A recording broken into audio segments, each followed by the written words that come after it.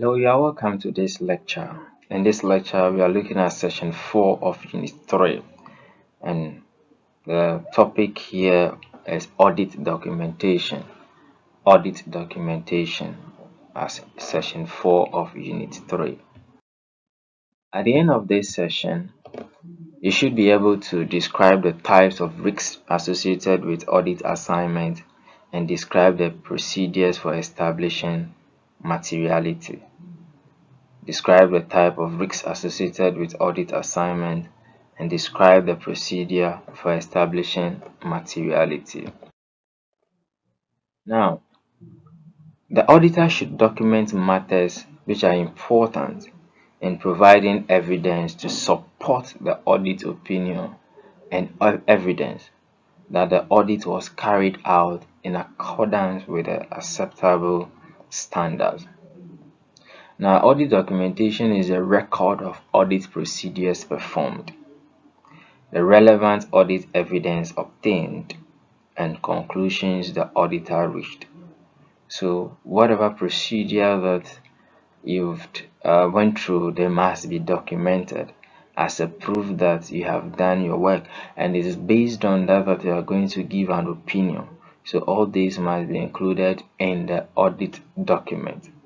The procedures we perform, the relevant evidence you have obtained, and then your conclusion that you have reached must all be included in the audit documentation, audit document. Now, documentation is kept in a file which should be made available in a timely fashion after the date of the audit report, and usually not more than 6 years, and retained for a period required by the national regulatory requirement. So usually that has to be 5 years after the audit. So you have to provide this not more than 60 days, 60 days, and then you retain it for a period of uh, 5 years after the audit. Now, documentation should be sufficient to enable an experienced auditor with no previous connection to the audit to understand the nature, the timing, and extent of the audit, and to understand the results of procedures performed and the evidence obtained, as well as the significant matters arising during the course of the audit and the conclusion reached thereon, and the significant personal judgment made in reaching those conclusions. So these things must be provided in the document so that an experienced auditor who has no previous knowledge will be able to understand all this. Now, the auditor should document matters which are important in providing evidence to support the audit opinion and evidence that the audit was carried out in accordance with the acceptable standard. So these are the things that must be documented. Now, we say the auditor should prepare on timely basis audit documentation that provide a sufficient and appropriate record of the basis of the auditor's report and the evidence that the audit was performed in accordance with the international standards on auditing and applicable legal and regulatory requirements. So these must be provided in the document. Now, the nature of audit documentation. What is the nature of audit documentation? Now, audit documentation may be recorded on paper or on electronic or other media form. So, this serves as a proof when you put it on a paper, when you put it on any other electronic or media form. This serves as a document, and this has to include the audit program, the analysis, issues, memoranda, the summaries of significant matters, have letters of confirmation and representation, your checklist and correspondence. All these are included in the audit document, which must be provided. So if you receive any email concerning the transaction, all these serve as an evidence and representation, so they must form part of these documents which are recorded on paper or in electronic or the other media. What is the purpose of audit documentation? Why is there need for it? Now, the main purpose of preparing sufficient and appropriate audit documentation on a timely basis to help enhance the quality of the audit and to facilitate effective review and evaluation of the audit evidence obtained, and then the conclusion reached before the auditor's report is finalized. So it's as much as important that you provide this to enhance the quality of the work. Now, it is also prepared at the time that the work is performed, or the work being performed is likely to be more accurate than documentation prepared subsequently. So you prepare this document as you progress with the auditing, not when you have finished before you want to prepare this document. No, you prepare the document alongside the auditing process. Now, in addition to the objective or the main objective, the audit documentation also serve a number of purposes, and including those purposes are assisting the audit team to plan and perform the audit. The documentation help them to plan and prepare, perform the audit. It's also assisting members of the audit team responsible for supervision to direct and supervise the audit work and to discharge their review responsibilities.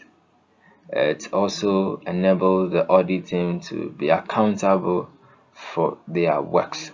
So when everything is documented, it's enable all this to uh, it enables the entity to be able to achieve its objective which were all outlined.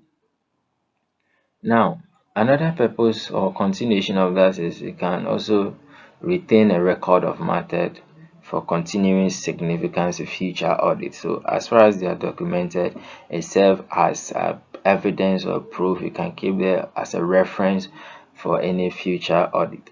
Then it's also enable an experienced auditor to conduct quality control reviews and inspections. So as and when you are done for the day's work, you go for reviews and co. Then the documentation also enable an experienced auditor to conduct external inspections in accordance with applicable legal, regulatory, or other requirements.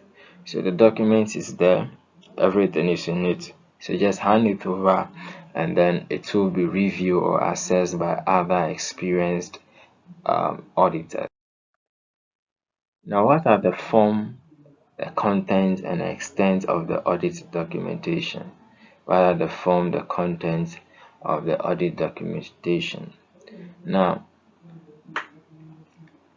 the nature, the timing, and extent of the audit procedures performed to comply with the ISAs and applicable legal and regulatory requirements.